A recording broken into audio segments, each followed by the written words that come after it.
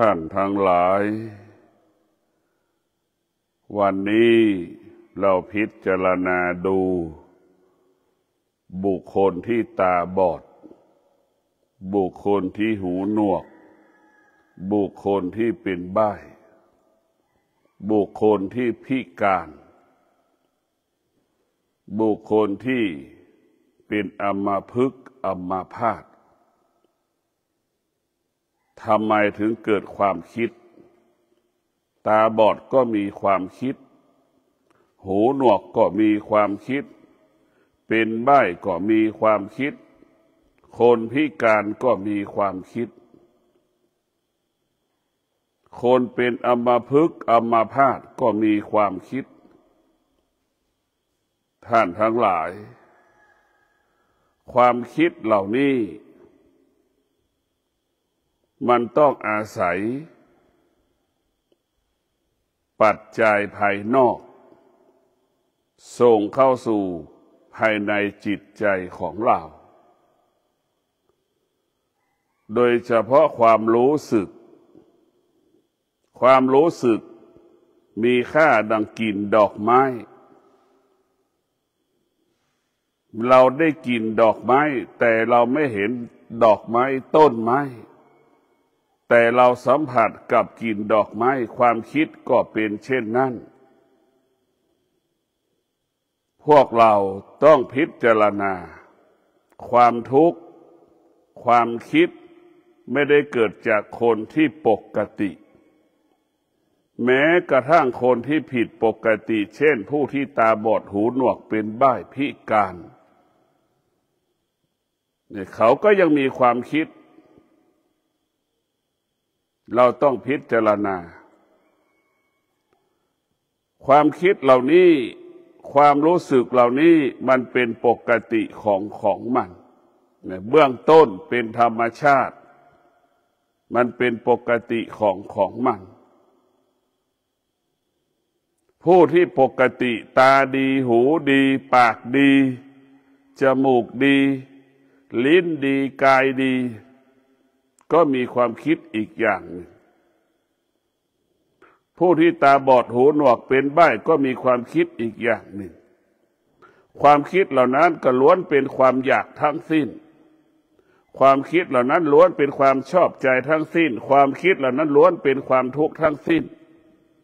มันเสมอเหมือนกันหมดในคำว่าความคิดเป็นคำกลางๆแต่เราเอาความคิดแยกไปแล้วมันเป็นทั้งชอบใจและไม่ชอบใจเป็นทั้งความสุขเป็นทั้งความทุกข์เป็นทั้งสิ่งที่ทรมานจิตใจเป็นสิ่งที่เราเศร้าโศกเสียใจก็เพราะความคิดทั้งสิ้นเราต้องพิจารณาเราจะแยกแยะความคิดเราจะหยุดยั้งความคิดเราจะกำจัดความคิดได้อย่างไรความคิดเป็นธรรมชาติเราก็ต้องพิจารณาว่ามีสิ่งใดที่อยู่เหนือธรรมชาติบ้างเราต้องพิจารณาสิ่งใดที่อยู่เหนือธรรมชาติมันก็มีแต่ธรรมะเป็นผู้อยู่เหนือธรรมชาติธรรมะคือสติรู้ธรรมะได้แก่การมีสติรู้ธรรมะจึงเป็นผู้กำกับกำหนดควบคุมธรรมชาติธรรมชาติจึงตกอยู่ภายใต้การควบคุมของธรรมะถ้าผู้ที่ไม่ปฏิบัติธรรมผู้ที่ไม่เอาธรรมะก็จะตกอยู่ใต้อำนาจของธรรมชาติอยู่ภายใต้ของธรรมชาติไม่มีวันจบสิ้นผู้ที่ศึกษาธรรมะผู้ที่ปฏิบัติธรรมประพฤติธรรมก็จะอยู่เหนือธรรมชาติธรรมะจึงเป็นผู้กำกับกำหนดควบคุมธรรมชาติดังที่ได้กล่าวว่าธรรมชาติถ้ามีตัวตนก็เปรียบเสมือนช้าง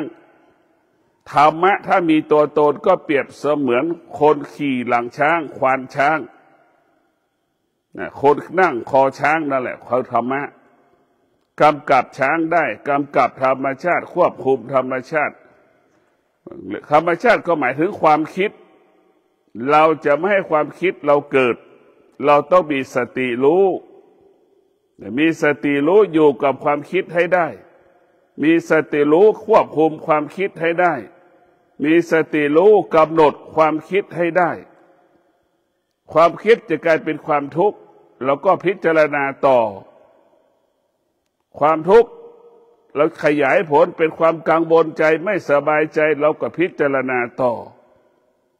เรียกว่ามีสติกับมีสติเท่าทานการเปลี่ยนแปลงมีสติเท่าทานการเปลี่ยนแปลงของธรรมชาติ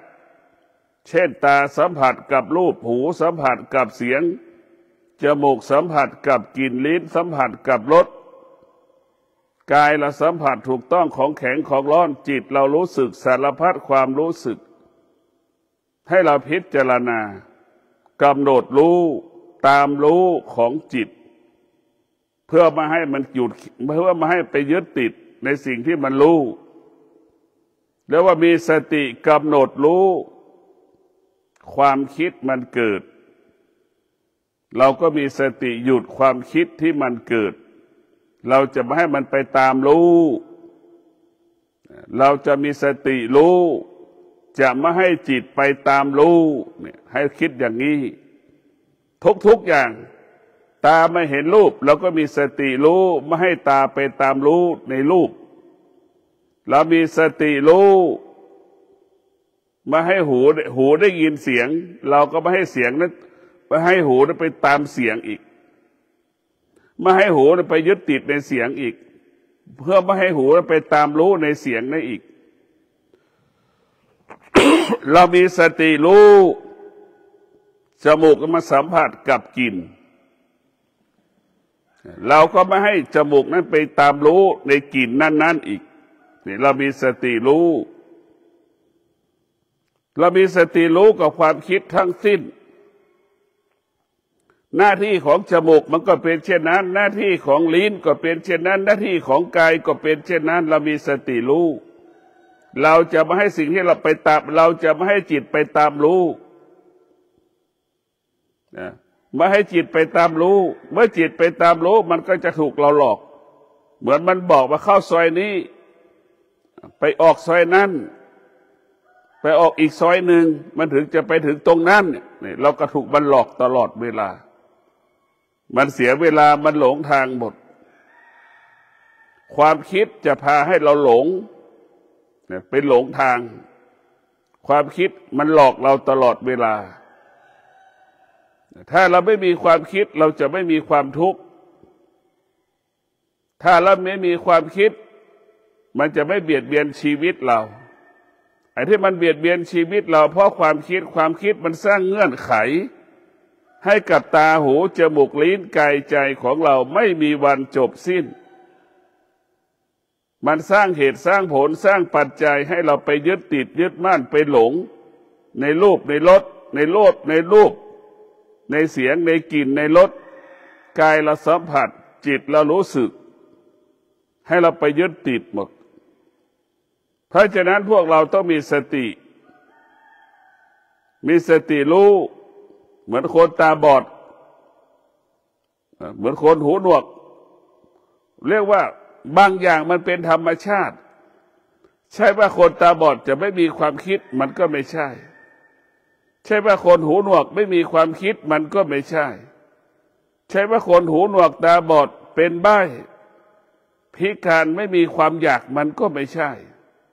บางอย่างมันเป็นธรรมชาติของมันคนตาดีมีความอยากฉันใดคนตาบอดก็มีความอยากฉันนั้นแหละความอยากเหมือนกันแต่คนตาบอดอาจจะมีความอยากน้อยกว่าคนตาดีคนหูหนวกก็มีความอยากกว่าคนหูดีคนที่หูจมูกเห็นไหมคนที่มันหูมันหนวกมันก็จะมีความอยากน้อยคนที่ตาบอดก็มีความอยากน้อยคนที่พิการก็มีความอยากน้อยกว่าคนตาดีการฝึกจิตของเราการฝึกจิตให้จิตเหล่านั้น ให้สติควบคุมจิตได้เหมือนคนตาบอดเดินทางน่ะเหมือนคนหูหนวกเดินทางนั่นแหละให้เป็นเช่นนั้นเราจะควบคุมแบบนั้นแหละจมูกก็ดีหูเราก็ดีลิ้นก็ดีถ้ามันมีตัวตนอ่ะมันก็เหมือนคนตาบอดคนพิการเราจะต้องควบคุมมันให้ได้ตรงกันข้ามคนหูหนวกคนตาบอดเนี่ยมีสติมากกว่าคนปกติเห็นไหมคนหูหนวกคนตาบอดใช้สติมากกว่าคนธรรมดาคนปกติคนที่ปกติไม่ได้ใช้สติใช้แต่ความคิดใช้แต่อารมณ์ใช้แต่ความรู้สึกมันจะแตกต่างและจะเห็นได้คนพิการทั้งหลายจะมีสติมากกว่าคนปกติคนปกติเป็นคนที่ประมาทตรงกันข้ามคนพิการเป็นคนที่ไม่ค่อยประมาทถึงแม้จะประมาทก็น้อยกว่าคนปกติเพราะคนพิการมีสติและใช้ธรรมะพระพุทธเจ้าไปควบคุมธรรมชาติในการเดินทางเห็นไหมการควบคุมธรรมชาติใช้สติไปควบคุมอวัยวะร่างกายต่างๆเรียกว่าคนพิการเนี่ยจะเป็นผู้ที่มีสติมากกว่าคนที่ปกติคนตาบอดก็มีสติในการเดินทางคนหูหนวกก็มีสติในการที่จะขับเคลื่อนไม้เท้าในการเดินทางเพราะฉะนั้นไม้เท้ามีค่าเท่ากับสติเราจะต้องมีใช้สติใช้สติใช้สติสติจึงทำให้เราบรรลุเป้าหมายได้ถ้าเราขาดสติไม่สามารถบรรลุเป้าหมายได้เราจะต้องพิจารณาความอยากความคิดบางอย่างความคิดมันก็อาศัยอายตนะอย่างคนตาดีคนตาดีคนปกติทั่วไปนี่อาศัยอายตนะตาหูจมูกลิ้นกายใจเป็นบ่อเป็นเครื่องมือของความคิดตาหูจมูกลิ้นกายใจเป็นเครื่องมือของความคิดหรือเป็นช่องทางที่จะให้เกิดความคิดหรือเป็นประตูหน้าต่างเข้าสู่ความคิดตาหูจมูกลิ้นกายใจเช่นตาเราเห็นรูปเราเกิดอาการชอบใจและไม่ชอบใจเกิดขึ้นหูได้ยินเสียงก็เกิดอาการชอบใจไม่ชอบใจเกิดขึ้นลิ้นสัมผัสจมูกสัมผัสกับกลิ่นก็เกิดอาการชอบใจไม่ชอบใจเกิดขึ้นจมูกก็เป็นเช่นนั้นลิ้นเราก็เป็นเช่นนั้นกายก็เป็นเช่นนั้นจิตเราก็เป็นเช่นนั้นเพราะเราเข้าไปปรุงแต่งหรืออายตนะไปสนับสนุนตัวความคิดให้มันเกิดความรุนแรงขึ้นให้มีตัวตนขึ้นอายตนะเป็นเครื่องมือขยายผลของความคิดดังเช่นคนตาบอดก็คิดเห็นไหมคนหูหนวกก็มีความคิดคนพิการก็มีความคิดคนเป็นอัมพฤกษ์อัมพาตก็มีความคิด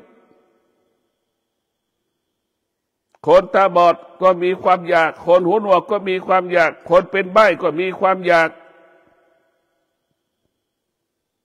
คนพิการก็มีความอยากแต่ความอยากมันมีน้อยกว่าคนตาดีใช่ไหมเพราะนั้นเพราะเราทั้งหลายความอยากบางอย่างมันก็เกิดขึ้นโดยธรรมชาติไม่ต้องอาศัยสิ่งอื่นๆบางอย่างก็อาศั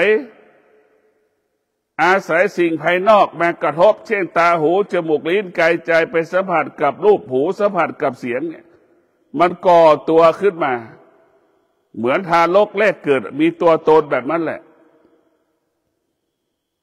ถ้าเราไม่ความคิดเหล่านั้นถ้าไม่ผ่านทางตาหูจมูกลิ้นกายใจความคิดเหล่านั้นมันก็เป็นแค่ความรู้สึกเหมือนดังกลิ่นดอกไม้จากต้นอยู่ที่ไหนก็ไม่รู้ความหอมมาจากไหนก็ไม่รู้แต่เราสัมผัสกับกลิ่นของหอม หรือกลิ่นหอมของ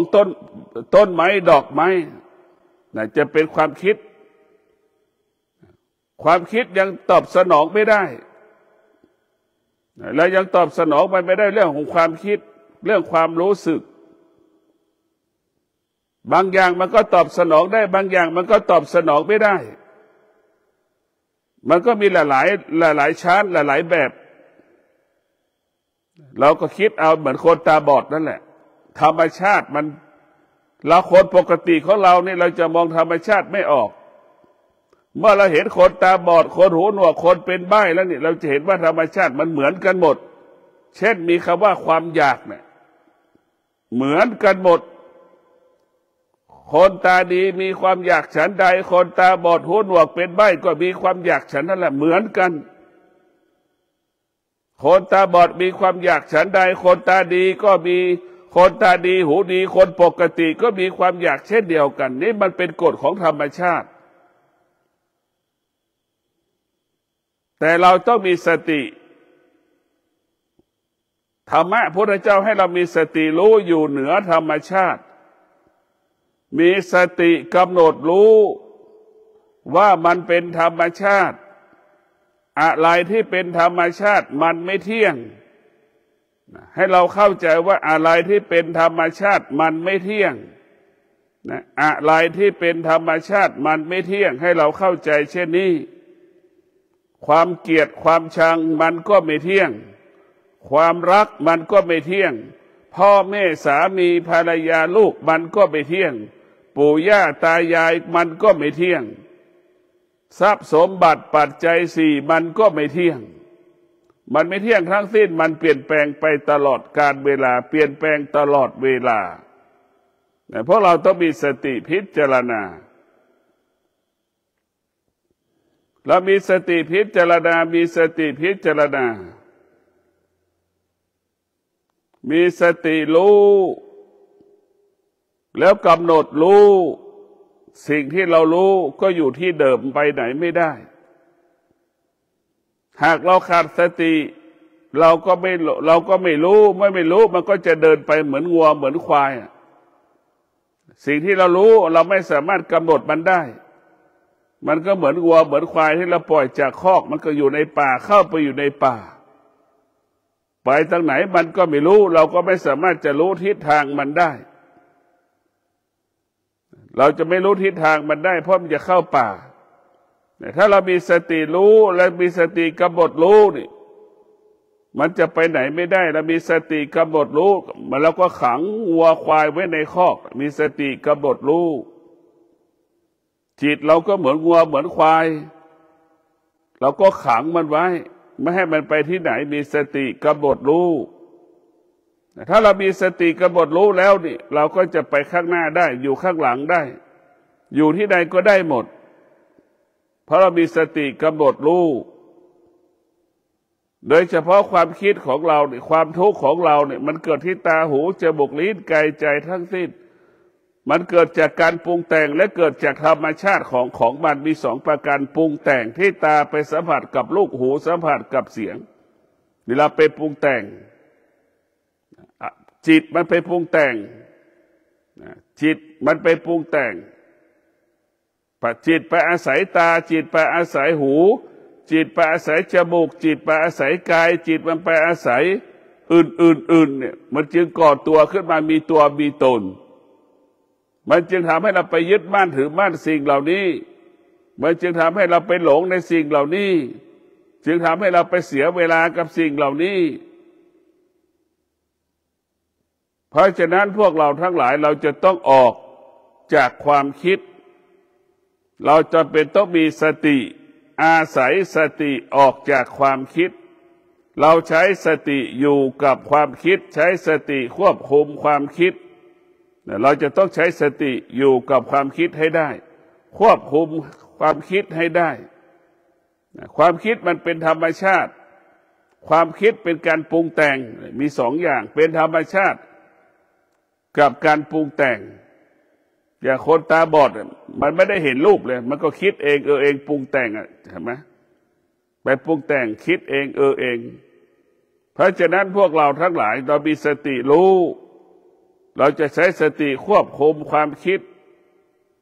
เราจะใช้สติควบคุมความคิดเมื่อเรามีสติแล้วเราก็จะอยู่ถ้ามีสติรู้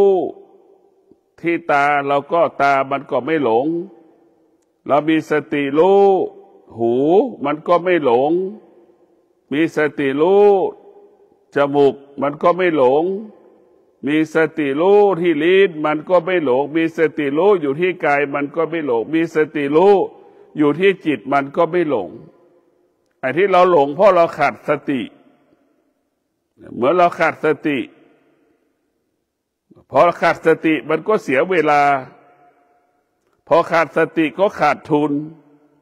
พอขาดสติก็เศร้าโศกเสียใจพอขาดสติกับพี่ไลลำพันอยู่ตรงนั้นแหละมันไปไหนไม่ได้เพราะฉะนั้นพวกเราต้องมีสติกำหนดรู้สิ่งที่เรารู้เราก็จะละสิ่งที่เรารู้มีสติกำหนดรู้เราจะไม่ตามรู้ที่เรารู้เรามีสติรู้อยู่เหนือสิ่งที่เรารู้มีสติรู้เราจะไม่ยึดติดสิ่งที่เรารู้จิตมันก็ว่างจิตมันก็เป็นอิสระ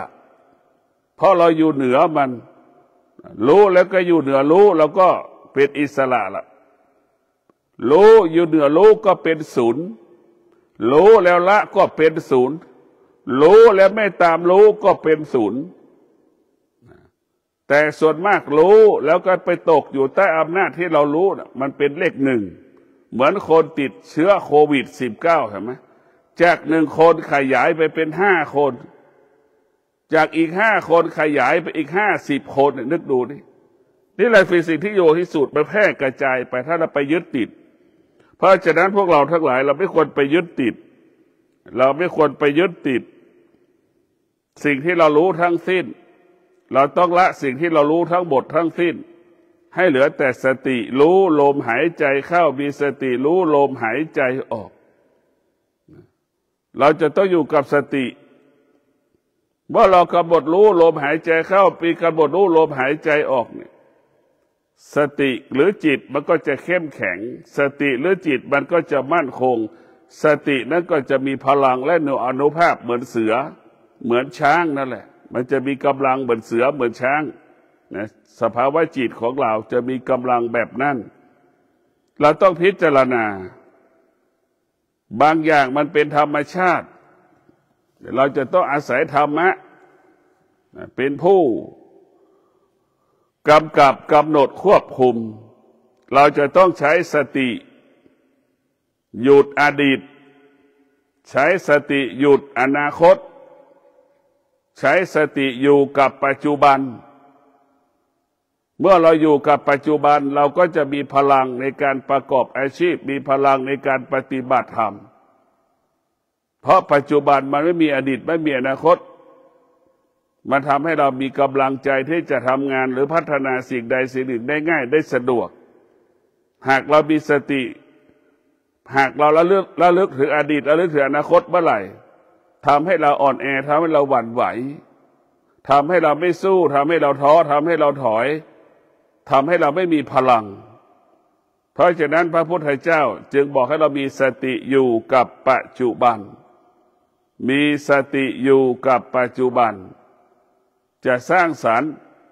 อนาคตได้ง่ายจะล้างอดีตก็ได้ง่าย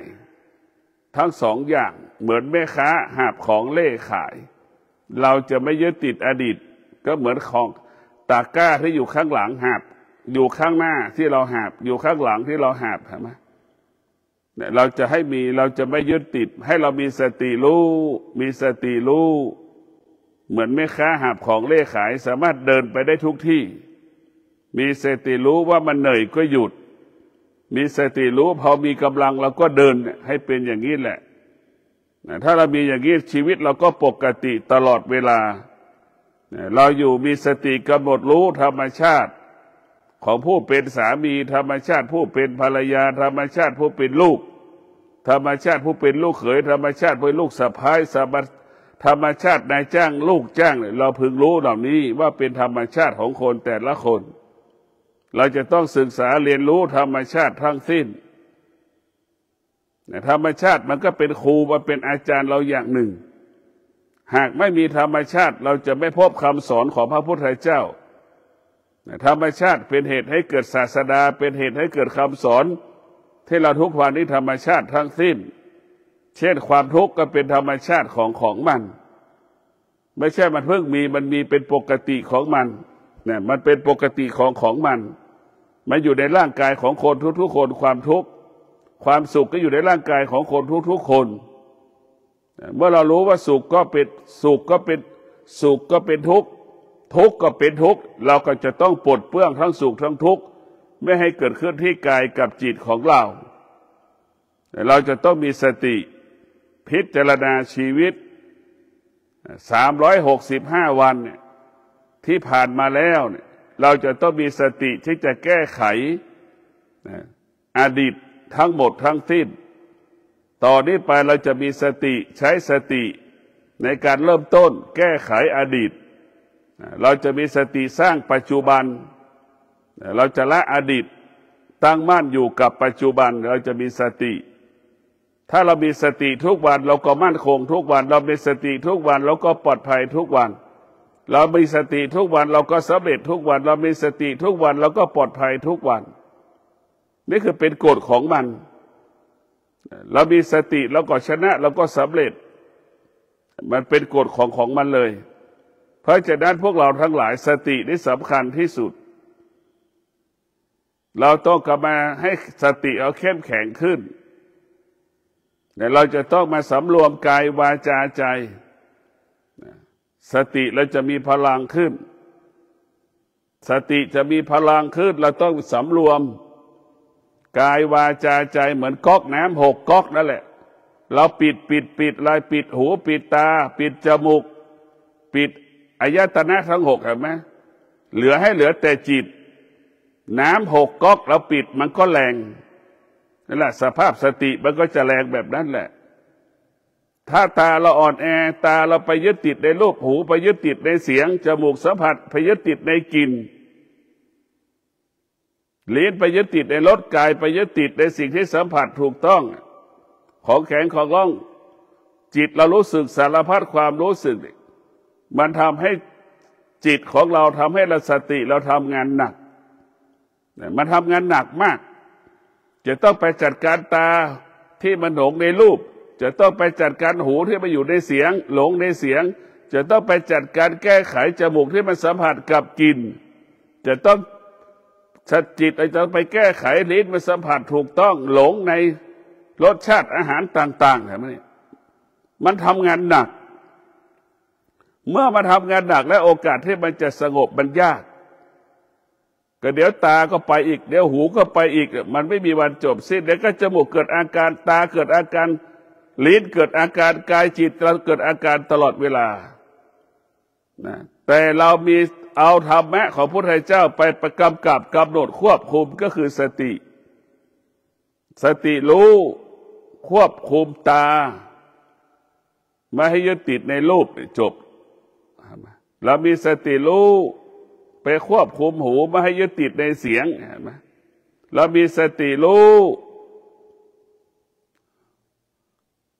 ควบคุมจมูกที่มันสัมผัสกับกลิ่นมีสติรู้ควบคุมลิ้นที่มันติดรสชาติในอาหารเราควบคุมมัน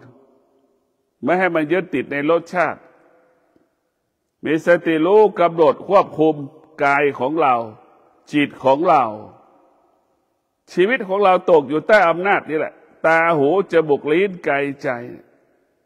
มันอ่อนแอเหมือนหมาน่ะมันโดมทุกอย่างขี้มันก็ยังโดมอยู่เห็นไหม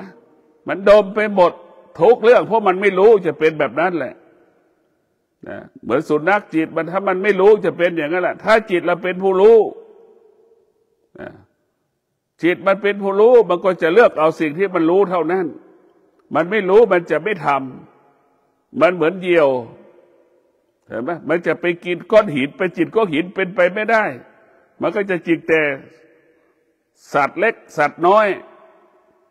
เช่น ปลาในน้ำเหยี่ยวมันก็สามารถจิกได้เห็นไหมสุนัขเนี่ยเหยี่ยวมันก็จับได้เพราะฉะนั้นพวกเราทั้งหลายเราจะต้องมีสติ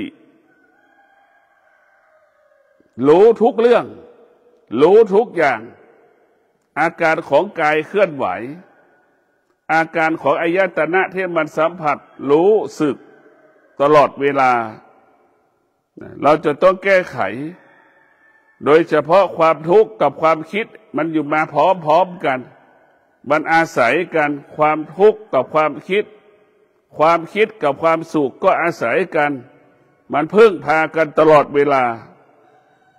ทั้งความคิดและความทุกข์อาศัยกันอยู่ตลอดเวลาความคิดกับความสุขก็อาศัยกันอยู่ตลอดเวลาเราจะมีสติรู้สุขทุกข์มันเปลี่ยนแปลงเราจะมีสติป้องกันไม่ให้สุขกับทุกข์ไม่ให้เกิดขึ้นเราจะมีสติป้องกันไม่ให้สุขเกิดทุกข์ไม่ให้เกิดถึงมันจะเกิดมันไม่สามารถเข้ามาสู่กายกับจิตเราได้เราจะมีสติรู้ไม่ให้สติให้มีสติรู้เราจะไม่ให้สุขกับทุกข์มาเกาะติดกายมาเกาะติดใจเราได้เราจะต้องมีสติพิจารณาชีวิตของเราชีวิตของเรานั้นมันต้องอาศัยธรรมะธรรมะก็หมายถึงสติสติกับจิตจะต้องทำงานหนักที่สุดเหนื่อยที่สุดเพราะจะต้องไปแก้ไขตาหูจมูกลิ้นกายใจตลอดเวลาตาหูจมูกลิ้นกายใจแล้วเหมือนเด็ก3 ขวบมันวุ่นวายตลอดเวลามันวุ่นวายตลอดเวลาเนี่ยตาหูจมูกลิ้นกายใจแล้วดูพฤติกรรมของเด็กมันไม่นิ่งมันไม่สงบมันวกไปวนมานั่นแหละทำอย่างนี้ซ้ำๆซากๆพอใจมันก็จะเอาให้ได้พอมันเบื่อมันก็ทิ้งทันทีแหละนั่นแหละเราดูพฤติกรรมของเด็ก6 ขวบเด็ก3 ขวบนึกดูพฤติกรรมมันจิตมันไม่รู้อย่างนั้นแหละตาหูจมูกลิ้นกายใจมันเหมือนเด็กเราจะต้องฝึกตาหูจมูกลิ้นกายใจให้เหมือนเด็กให้เหมือนผู้ใหญ่หรือเหมือนคนอายุ20 ปีขึ้นไปเห็นไหมผู้อายุ20 ปีมันรู้แล้วตาเราปีเท่ากับคนอายุ20 ปีเนี่ยมันก็จะสงบหน่อยส่วนมากตาเราเป็นเด็ก3 ขวบวกไปวนมาอยู่กับความพอใจอยู่กับความไม่พอใจเห็นไหมมันจะอยู่เป็นนั้นแหละแม่มันก็ไม่สนใจพ่อก็ไม่สนใจพี่เลี้ยงมันก็ไม่สนใจเห็นไหมนี่คือมันไปยึดติดมันหลงมันว่าแหละจิตตาหูจมูกลิ้นกายใจก็เหมือนเด็ก3 ขวบหลงในของเล่นในของที่เขาสัมผัสถูกต้องเป็นเช่นนั้นเป็นแบบนั้นแต่ถ้าเราฝึกตาเราเป็นผู้รู้มันก็เหมือนหนุ่มสาวมันจะไม่หลงมันรู้มันจะไม่หลงเห็นไหมมันจะไม่ยึดติดในสิ่งต่างๆมันจะไม่วกไปมันจะไม่วนมาอยู่ใต้อำนาจสิ่งต่างๆพ่อแม่เตือนมันก็มีสติรู้เห็นไหมเด็กอายุ20พ่อแม่บอกเตือนมันก็มีสติรู้ที่จะถอยที่รู้ที่จะละรู้ที่จะวางสิ่งต่างๆที่บุคคลที่20 ปีอายุ20 ปียึดหลงก็ดียึดบ้านถือบ้านก็ดีมันจะมีสติรู้แล้วมันก็วางเมื่อแม่อบรมสั่งสอนเห็นไหมมันจะเป็นแบบนั้นแหละถ้าเราฝึกตาหูจมูกลิ้นกายใจเราให้เหมือนผู้ที่อายุ30ก็ดีอายุ20 ปีก็ดีนี่มันยังมีสติรู้อยู่แต่เด็กน้อยมันไม่มีสติรู้มันมีแต่ความรู้สึกเห็นไหมความคิดมันก็ไม่มีเด็ก3 ขวบเนี่ยมันมีแต่ความรู้สึกความรู้สึกมันก็ไม่ใช่ความเป็นจริงมันก็เป็นธรรมชาติของเด็กนั่นแหละเรียกว่าธรรมชาติธรรมชาติของผู้อายุ20เนี่ยเราจะต้องฝึกแต่ตาหูจมูกลิ้นกายใจมันไม่มีอายุแต่ตาหูจมูกลิ้นกายใจแล้วมันเป็นเด็ก3 ขวบจนเราตายเหมือนคนแก่อายุ80ก็ยังยึดติดในลูกในหลานอยู่เห็นไหมคือมันยึดติดอยู่ลูกหลานไม่ไปมาหาสู่ก็เป็นทุกข์เศร้าโศกเสียใจกินข้าวไม่ได้นอนไม่หลับเห็นไหมเราจิตเราไม่ได้ฝึกมันจิตเราก็จะเป็นเช่นนั้นแหละธรรมชาติของจิต มันก็จะอ่อนแอหวั่นไหวตลอดเราจะต้องฝึกฝนตาหูจมูกลิ้นกายใจให้เราเข้มแข็งเหมือนบุคคลอายุ20 ปี30 ปีมันจะมีสติรู้แล้วมันก็จะละสิ่งที่เรารู้มีสติรู้ที่พ่อแม่อบรมสั่งสอนมันก็จะละสิ่งที่มันกระทำคิดว่าหลงทางมันก็จะกลับมาเป็นคนดีมีสติสิ่งทำสิ่งที่ไม่ดีก็จะมีสติละสิ่งที่ไม่ดีนี่แหละพ่อแม่เตือนมันก็จะเป็นเช่นนั้นเป็นแบบนั้นท่านทั้งหลายความคิดก็ดีเป็นเหตุให้เกิดความทุกข์ความคิดอาศัยตาอายตนะไปอาศัยความคิดมันร่วมมือกันนะครับความคิดกับอายตนะมันร่วมมือกันหรือเราจะเรียกว่าอายตนะเป็นเครื่องมือของความคิดก็ได้หรือความคิดจะต้องไปอาศัยอายตนะเป็นบ่อเกิดแห่งความทุกข์และความสุขเราจะต้องพิจารณาสิ่งเหล่านี้ขอให้ท่านทั้งหลายได้พิจารณาทุกข์เพราะความคิดทุกข์เพราะตาทุกข์เพราะหูทุกข์เพราะจมูกทุกข์เพราะลิ้นทุกข์เพราะกายทุกข์เพราะจิตอาหารไม่อร่อยก็เกิดอาการแสดงอาการออกมาทันทีเห็นไหมนี่เป็นทุกข์ละเมื่ออาหารสัมผัสกับลิ้นเพราะฉะนั้นตาหูจมูกลิ้นกายใจเป็นช่องทางของการเกิดความทุกข์เป็นเหตุให้เกิดความทุกข์เป็นเครื่องมือให้เกิดความทุกข์ขอให้ท่านทั้งหลายได้มีสติรู้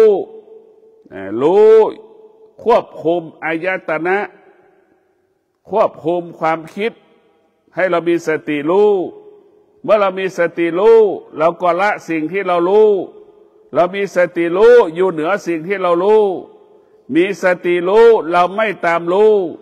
มีสติรู้สิ่งที่เรารู้มันไม่เที่ยงจิตมันก็ว่างกายมันก็สบายใจมันก็สบายเพราะเรามีสติรู้